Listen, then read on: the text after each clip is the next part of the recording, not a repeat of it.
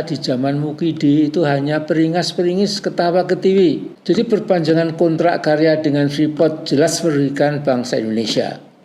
Ini kalau Presiden Prabowo berhasil mengambil alih tambang Freeport McMoran, kita punya harapan Pak Prabowo bisa membuktikan komitmennya bahwa bangsa, rakyat kita di atas segala-galanya.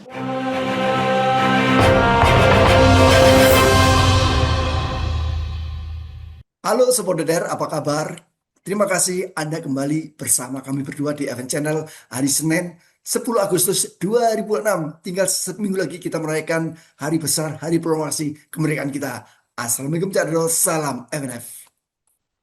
Waalaikumsalam warahmatullahi wabarakatuh. Selamat pagi Cak Jarod dan juga pemirsa di seluruh Indonesia. Gimana pagi hari ini Cak Jarod kabarnya? Kabar hari ini begitu baiknya, cuman mendadak ini peristiwanya di Tasikmalaya.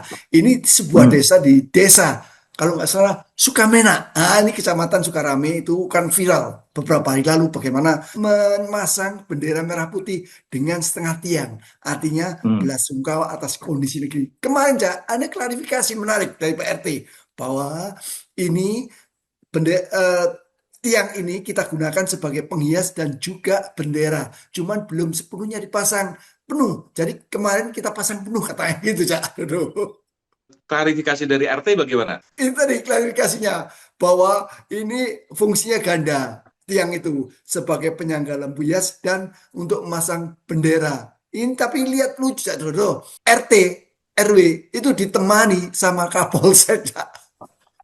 Wow, berarti klarifikasinya ada unsur intimidasi kalau gitu.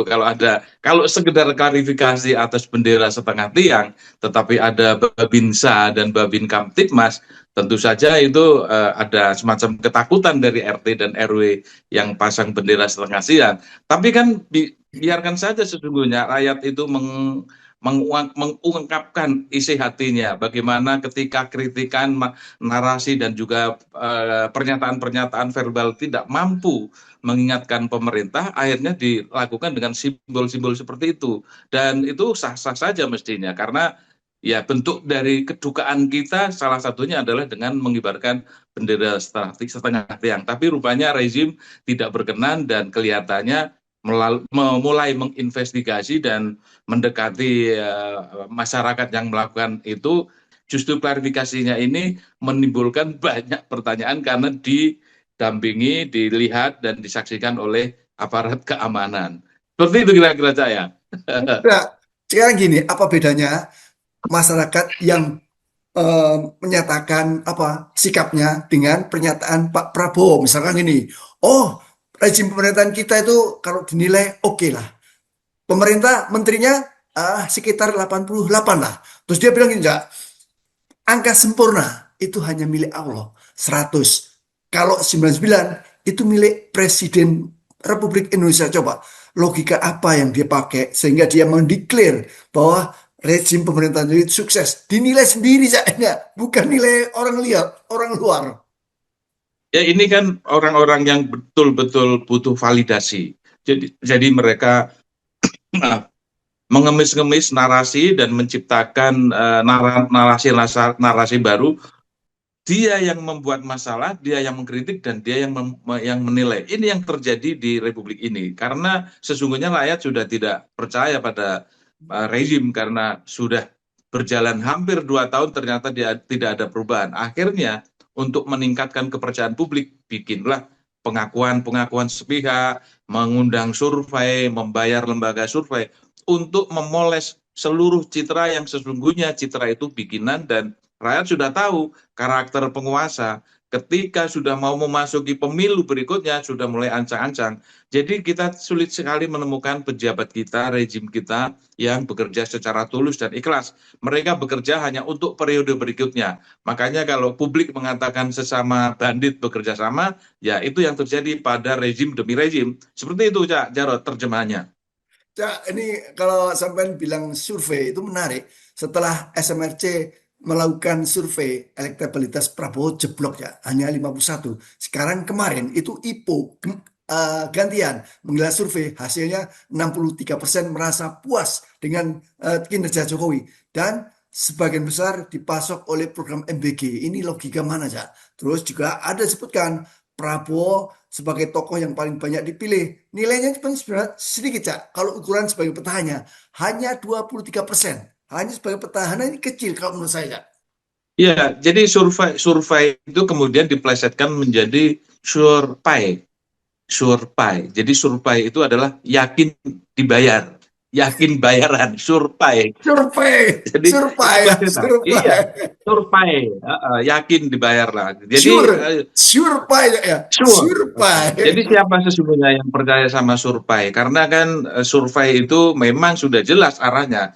Dalam situasi yang sama, kondisi yang sama, di negara yang sama, dua survei yang paling bertentangan. Siapa yang bisa dipercaya? Akhirnya kan nggak percaya ke dua-duanya karena semuanya pesanan, karena semua berbasis bayaran. Akhirnya yang terjadi, yang dilakukan adalah sesuai dengan yang diminta. Nah, kalau Pak Prabowo surveinya hanya 23,4, itu artinya ya memang rendah bila dibandingkan dengan presiden-presiden sebelumnya di periode yang sama. Itu artinya sinyal bahwa negara dalam bahaya karena presidennya seketika 2 tahun berkuasa sudah tidak dipercaya oleh masyarakat. Meskipun dibandingkan dengan capres-capres yang lain, Prabowo masih lebih tinggi, 23. Yang lain kan ada yang 19, 17, bahkan ada yang 3%. Yang 3% itu Gibran, dan itu kayaknya itu hanya basa-basi aja. Kalau nggak dimasukkan, nanti karena sudah survei, nanti nggak dipai-pai ya, nggak dibayar-bayar kan. Itu hanya basa-basi aja supaya tidak terlalu malu seperti itu. Sesungguhnya memang ya tidak ada elektabilitasnya dari Gibran itu. Tapi yang menarik, survei itu memang tidak mencantumkan pasangan. Jadi hanya sosok presiden. Dan kelihatan sekali partai-partai itu sudah mulai cari muka dan juga mencari tempat lagi di periode berikutnya. Ketika tidak mencantumkan Gibran, artinya partai juga berharap supaya ada wapres yang digadang-gadang atau yang diminta untuk mendampingi Prabowo. Terjemahnya seperti itu, Cak. Ketika partai-partai sudah mulai cari muka, sudah mulai merilis, sudah mulai komen dan memuja-muja Prabowo, itu artinya dia sedang menjajakan diri. Sobat Uder, ini sekali lagi metode survei itu tidak ada yang salah. Yang patut dicermati adalah pemilihan respondennya, Cak. Nah, ini yang harus dikritisi. Kan ada nih survei Cak Lontong. Dia menyebut nih, ternyata para kiai di Jawa Timur itu anti poligami. Bah, anti poligami seorang kiai, Cak. Ini kan berseberangan dengan ajaran di agama Islam, agama kita. Terus dia bilang, ya ternyata ketika disurvei itu para kiai didampingi istri masing-masing. Makanya jawabannya seperti itu, Cak Dodo. Ya, itu sama kasusnya dengan bendera setengah tiang di Tasikmalaya, bilangnya itu klarifikasi, tapi ada dalam tekanan baju loreng dan baju coklat. Ya sama aja ketika para kiai disurvei anti poligami karena istri pertamanya berada di belakangnya dan mungkin sambil narik sarungnya kan, gitu. Jadi ya mau nggak mau ngomong anti poligami. Coba kalau istrinya jauh, tidak ada di sampingnya, dia akan mengeluarkan hadis Nabi kan, bahwa istri itu 4-9 gitu, dan lain sebagainya lah. Dan inilah dagelan-dagelan yang terjadi di Republik ini yang membuat kita miris ya. Tapi supaya kita tidak stres, kita harus melihat peristiwa-peristiwa seperti itu dari dua hal, lucu dan kasihan. Jadi kalau ada survei yang menunjukkan Pak Prabowo elektabilitasnya tinggi, itu bisa dilihat dari dua hal, lucu dan kasihan. Lucu, wong nyatanya di masyarakat tidak tinggi. Kasihan, aduh ini presiden masih mengais-ngais dukungan, mengais-ngais popularitas, kan kasihan jadinya. Seperti itu, Cak. Jadi kita nggak stres kalau melihat kejanggalan, dilihat dari dua hal itu. Dipastikan tidak stres, dan itu bisa dipraktekkan, Cak Jarod. Dan PAN ini termasuk yang paling awal mendeklarasi perlunya Pak Prabowo untuk 2 periode. Oh, ini belum apa-apa sudah gitu, Cak. Ini jangan-jangan seperti yang Anda bilang tadi, bahwa beberapa ketua umum sudah declare mencalonkan ketua umum parpol masing-masing. Artinya Gibran tidak dilirik. Coba kita lihat bagaimana Jokowi masih berperilaku seperti hanya presiden, kesana kemari, seperti menyapa rakyat kecil. Ini kan sangat menggelikan, benar sampean, lucu dan kasihan, Kasihan, betul, lucu karena setua itu masih keliling-keliling Indonesia, jalan-jalan ke kereta api, bawa cucunya, bawa anak-anaknya, kemudian orang-orang pada minta foto gitu, kan lucu, kasihan.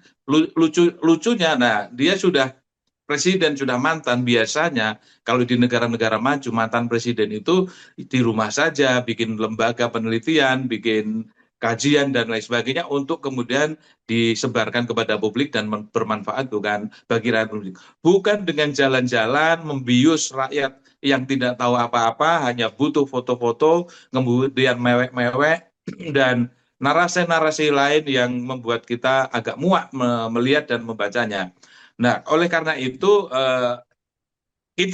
publik bisa menyimpulkan bahwa sesungguhnya Pak Prabowo dan Pak Jokowi itu satu paket. Cuma kita aja yang terlalu polos bahwa Pak Prabowo akan meninggalkan Jokowi, akan mengusut kasus-kasus hukumnya, akan mempersoalkan kebijakan-kebijakan yang keliru, pemborosan APBN dan sebagainya. Tidak, itu mereka saling bekerja sama. Sesama presiden pasti saling melindungi. Jadi kalau masih percaya bahwa Pak Prabowo akan mengusut dugaan korupsinya Jokowi, itu sesuatu yang mustahil. Buktinya kan sampai hari ini tidak pernah ada gerakan yang menyasar kepada kasus-kasus yang diduga dilakukan Jokowi selama 2 periode. Dan tentu saja Pak Prabowo harus menjaga Gibran sampai akhir di 2029. Perkara nanti mau digandeng lagi atau tidak, itu pembicaraan berikutnya, Cak Jarod.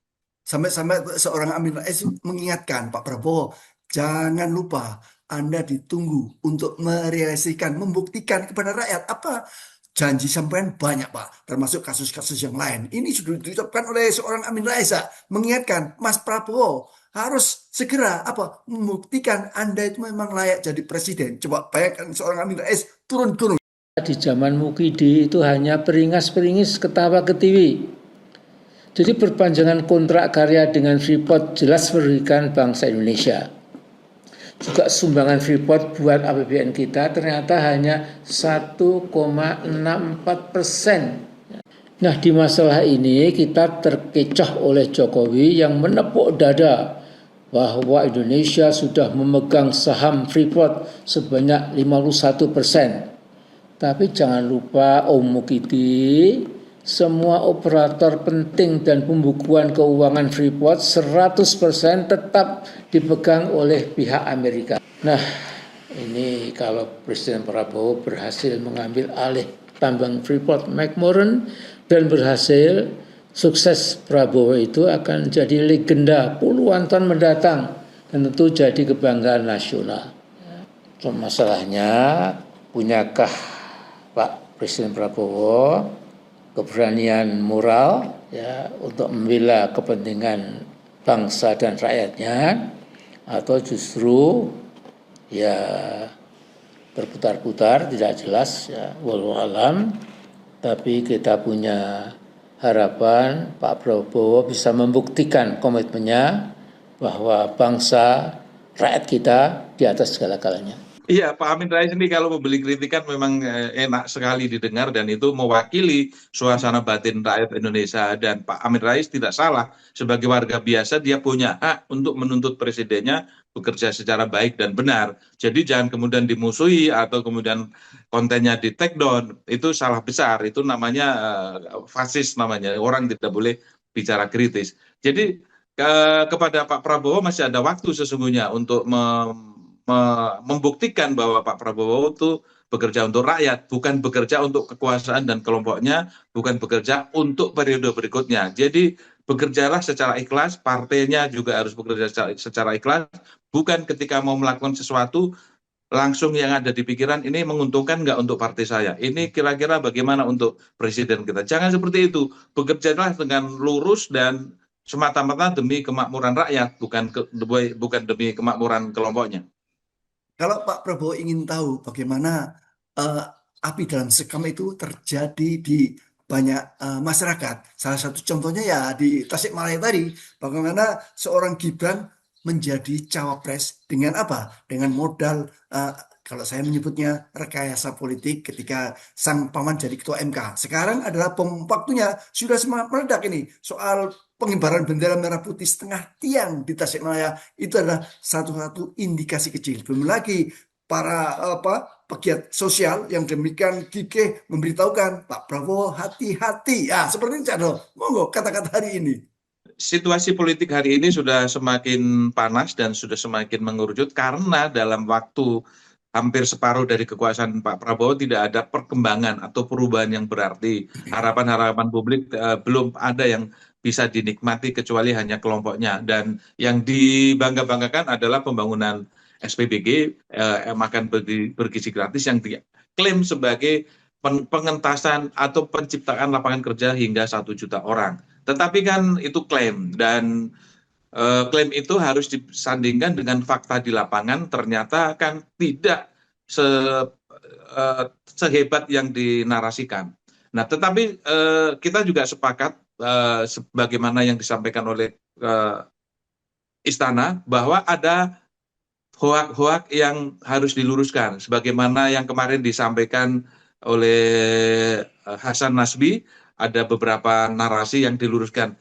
Ya, menurut saya memang itu tugas negara, jangan menyesal atau jangan memusuhi rakyat. Ketika ada berita-berita yang tidak sesuai, memang itu tugas rakyat. Apalagi menterinya, menteri dan wakil dan kepala badan yang mencapai 110 orang, itu ngapain kerjanya? Salah satunya ya harus meluruskan informasi-informasi yang keliru. Karena kadang-kadang masyarakat juga tidak sempat untuk memverifikasi, karena di era seperti ini memang susah sekali membedakan mana yang asli dan mana yang tidak. Nah, di dalam situasi seperti ini harusnya negara hadir, selalu hadir meluruskan informasi-informasi yang keliru supaya masyarakat mendapatkan informasi yang benar dan berkualitas. Bukan dengan cara memusuhi, bukan dengan cara mengkriminalisasi, dan itu tugas negara, tugas rezim yang dibayar oleh pajak rakyat, harus bekerja tulus dan ikhlas. Sobat Rer, terima kasih matur nuwun Anda kembali bersama kami berdua dalam Iskema Asmung Cak Dro. Salam FNF. Waalaikumsalam warahmatullahi wabarakatuh. Salam freedom and fairness.